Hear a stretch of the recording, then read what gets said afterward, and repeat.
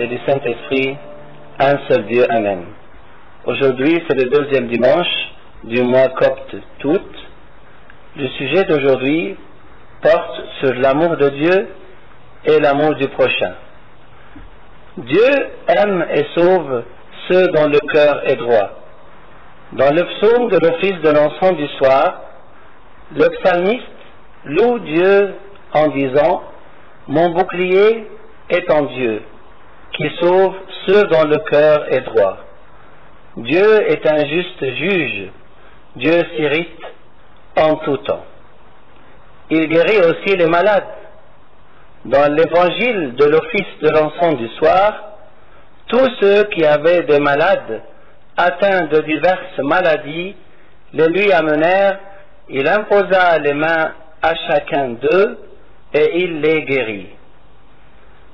Et si la maladie reste sans guérison, cela veut dire que Dieu nous accorde ces maladies et douleurs comme des dons.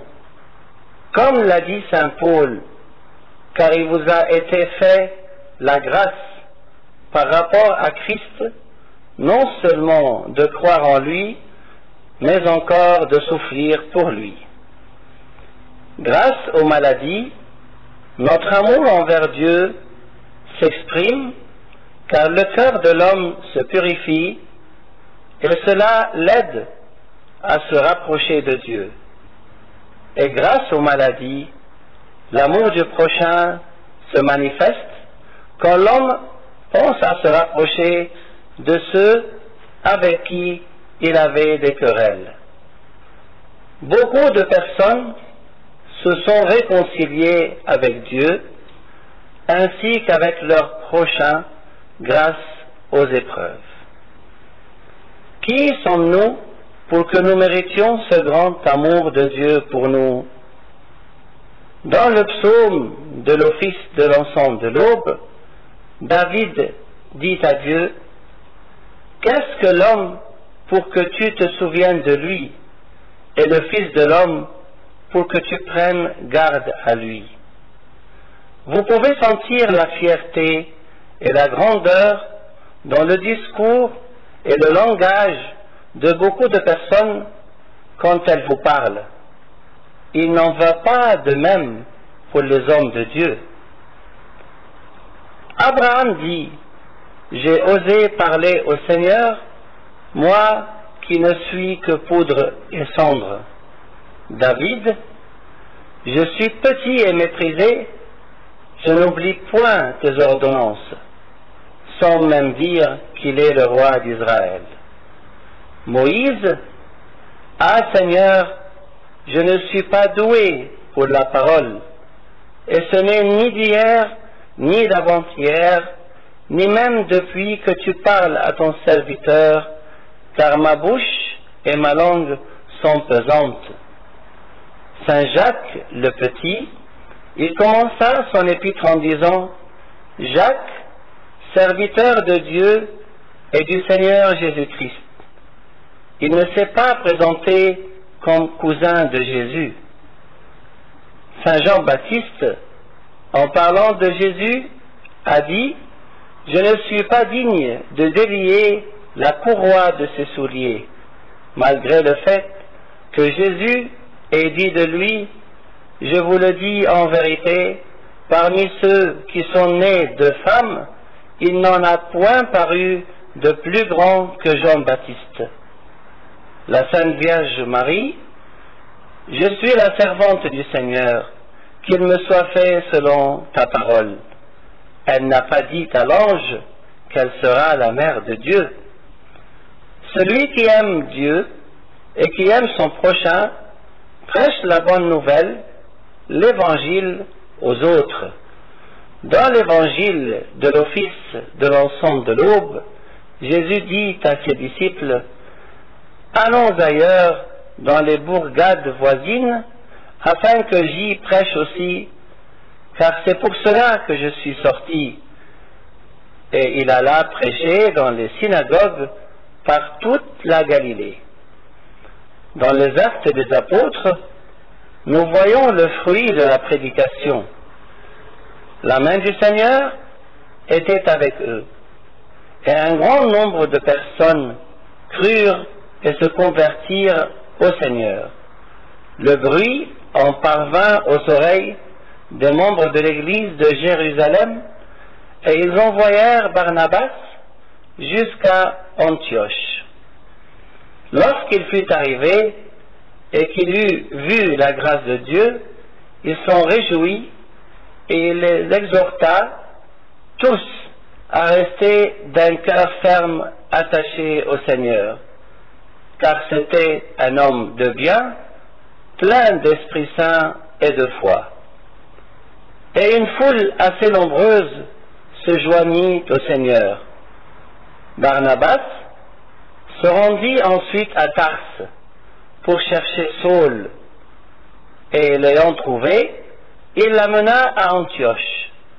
Pendant toute une année, ils se réunirent aux assemblées de l'Église et ils enseignèrent beaucoup de personnes. Imaginez avec moi le nombre de fruits de la prédication de Saint Paul et de Saint Barnabas à Antioche pendant une année.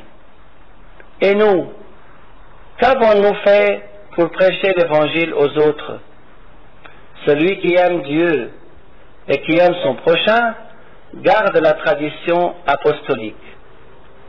Comme l'a dit Saint Paul dans sa première épître à son disciple Timothée, retiens dans la foi et dans la charité qui est en Jésus-Christ le modèle des saintes paroles que tu as reçues de moi. Garde le bon dépôt par le Saint-Esprit qui habite en nous.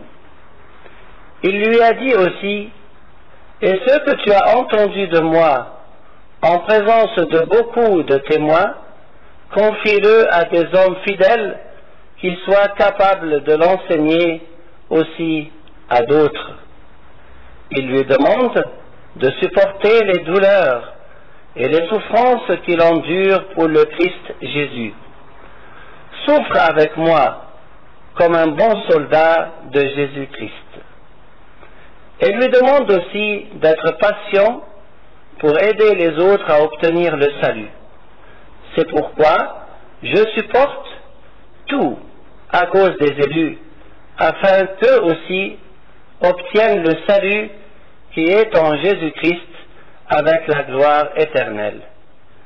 Nous devons imiter notre Seigneur Jésus qui a supporté les faiblesses de ses disciples.